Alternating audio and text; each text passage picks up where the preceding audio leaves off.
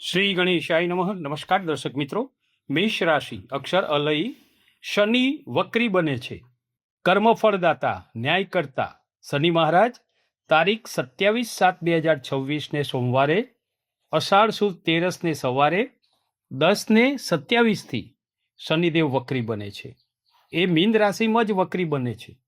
એ ક્યાં સુધી રહેશે? તારીખ 11 ડિસેમ્બર 2026 શુક્રવાર, માક્ષર સુદ બીજ થી શનિદેવ માર્ગી બનશે.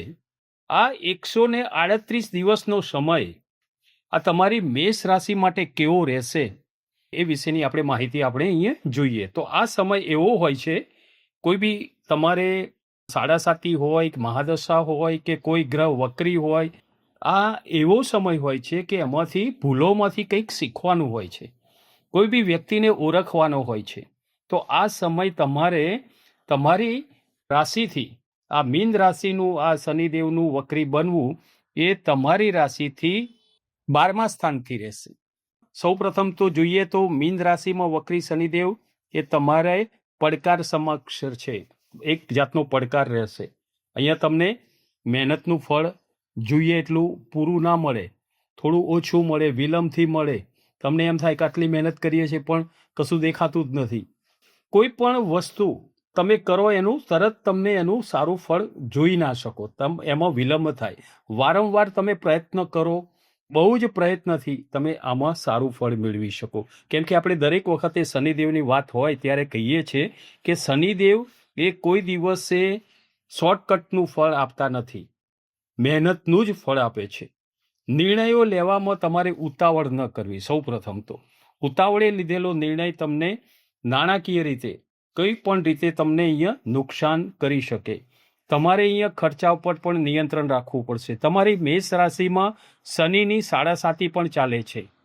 આ શનિદેવનો તમારે પ્રથમ તબક્કો, અહીંયા તમારે શનિદેવની મહાદશા સાડાસાતીનો આ પીરિયડ છે.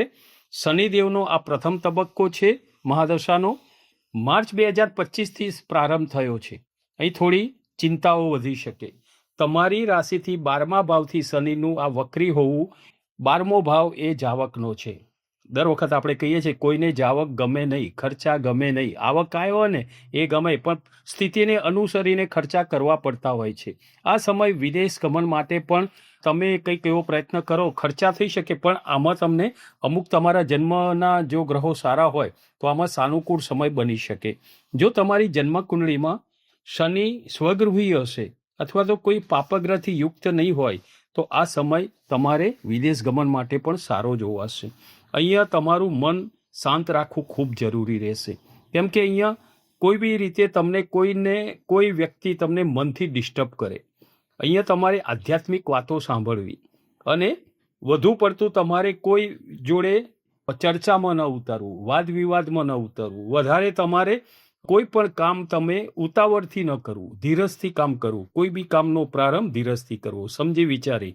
શનિની ત્રીજી દ્રષ્ટિ તમારી રાશિથી બીજા ભાવ પરથી રહેશે. અહીંયા બીજો ભાવ ધન અને પારિવારિક સુખનો ગણાય છે.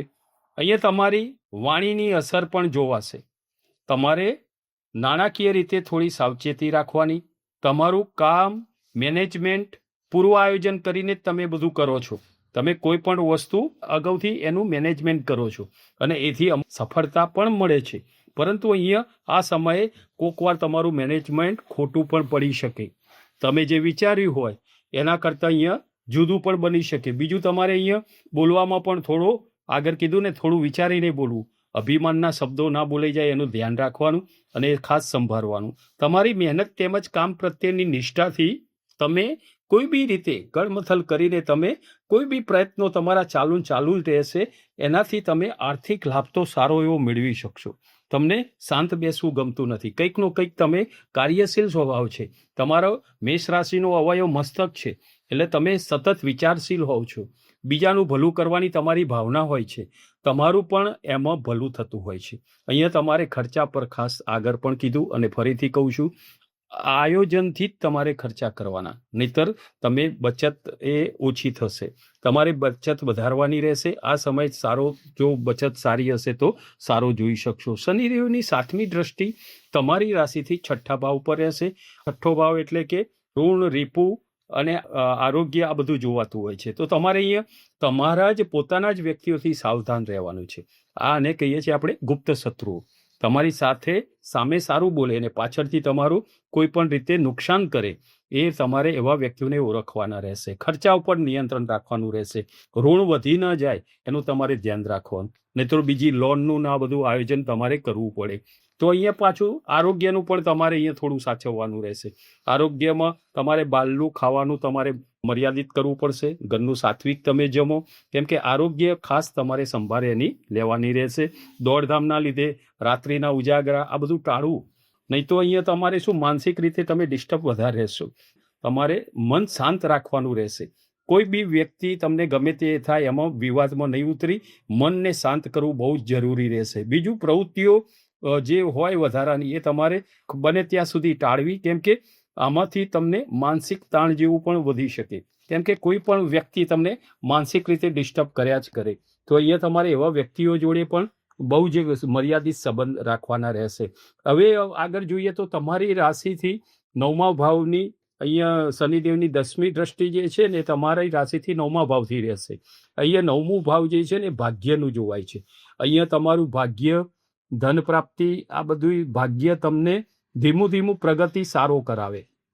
તમે જે પ્રયત્ન કરો છો એમાં ધીરજથી બધું સારું ફળ મળે. આગળ કીધું ને, શનિદેવ એકદમ ફળ નથી, રાહુ તરત જ ફળ આપે.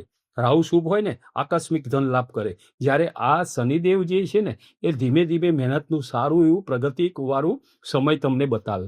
તમે જે મહેનત કરી હોય ધીમે ધીમે અમુક સમય થાય ને ત્યારે એમ થાય કે ના, ઘણું બધું આપણે પ્રાપ્ત કર્યું. આ ભાગ્ય પણ આવી રીતે જ શનિદેવ ઉદિત કરે. તમારે ભાગ્યોદય આ સમય સારો, પણ ઉતાવળા નિર્ણય ન લેવા. ખાસ કોઈ પણ રીતે કોઈ શોર્ટકટ નહીં લેવું. અહીંયા તમારા પેન્ડિંગ કામ જે હોય ને એ તમારે પૂરા કરવા. જે અધૂરા કાર્ય છોડ્યા હોય ને એ ધીરે ધીરે પૂરા કરવા. કોઈ નવું કાર્ય લેતા પહેલા બહુ વિચારવું. જૂનું કાર્ય પહેલા પૂર્ણ કર્યા પછી જ નવું કાર્ય હાથે કરવું. કેમ કે આ બધું ભેગું થશે ને તો વધારે ડિસ્ટર્બ થશે. તમારે સૌ પ્રથમ તો કોઈ બી કાર્ય તમે કરો તો ધીરજથી મન શાંત રાખીને કરવાનું. હવે શનિનું મીન રાશિનું ગોચર તમારી રાશિએ જોઈએ તો એકંદરે 12મા વ્યય સ્થાનથી થયું છે. તો અહીંયા તમારે આ માનસિક રીતે અને આર્થિક રીતે ખાસ સાચવવાનું રહેશે. આવક થશે પણ સામે ખર્ચાઓ પણ એટલા થશે. અહીંયા તમારે ઉપાય તરીકે શું કરવાનું છે, તો તમારે સૌ પ્રથમ શનિવારે અને મંગળવારે આ 2 દિવસ હનુમાન ચાલીસાના પાઠ સવાર સાંજ કરો, સારું રહેશે. બીજું, શનિદેવનો મંત્ર છે ઓમ શમ શનિશ્ચરાય નમઃ. આ શનિદેવના મંત્રનો દર શનિવારે મંગળવારે 108 વખત જાપ કરો. એક માળા કરવી સવાર સાંજ. શમ શનિશ્ચરાય નમઃ, ઓમ શમ શનિશ્ચરાય નમઃ. ગાયને ઘાસચારો ખવડાવો. કાગડાને પણ કંઈકનું કંઈક ખવડાવો. કાળી વસ્તુનું દાન કરવું જરૂરિયાતવાળાને, જેમાં કાળા અડદ, કાળા તલ, કાળું કપડું, કાળું વસ્ત્ર, આ બધી વસ્તુઓ દક્ષિણા સાથે કોઈને આપવી. દક્ષિણા સાથે કોઈ પણ દાન દક્ષિણા વગર ફળીભૂત થતું નથી. માતાનો શનિદેવ બહુ જ આદર કરતા હોય છે, એટલે જે માતાની સેવા કરે છે ને તેમને શનિદેવ કૃપા વધારે કરે છે તેમના ઉપર.